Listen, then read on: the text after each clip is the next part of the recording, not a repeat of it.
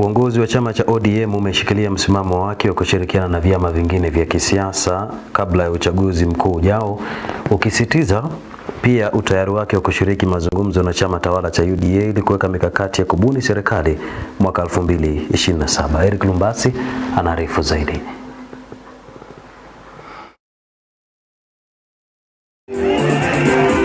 Akizungumza katika kikao na wanachama wa ODM kilichoandaliwa katika mji wa Malaba, kinara mkuu wa ODM Seneta Dr. Oburu Odinga amesema uamuzi wa chama hicho sharti ukumbatiwe na kila mwanachama, akitoa onyo kali kwa wale ambao wana maoni kinzani na mwelekeo wa chama hicho. Nitaendelea mbele na nitaendelea bila uoga yoyote na tutaendelea kama chama.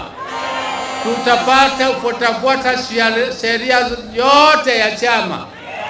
We shall obey all the rules of the party. But we are not going to be we are not going to be distracted by side shows. We are not going to be distracted by side shows.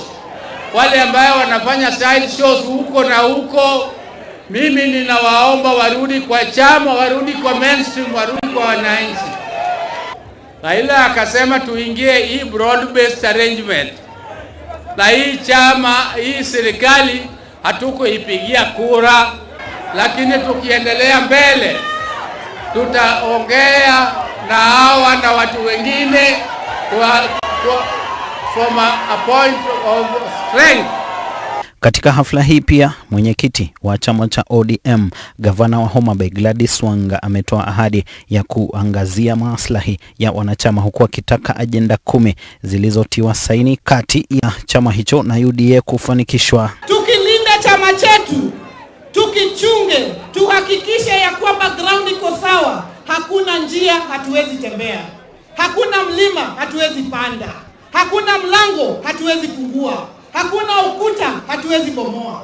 Na ile jambo ya compensation ya vijana wetu ambao waliumia ama kuuawa wakati wa maandamano, tunataka sasa pesa huyu mheshimiwa Atani aweke kwa ile Kenya National Human Rights Commission by February, kwa supplementary budget aweke pesa.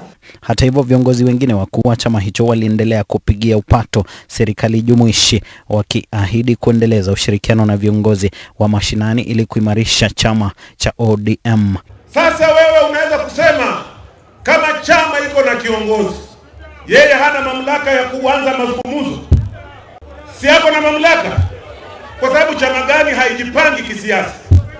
Mnakubali ODM tujipange for 2027?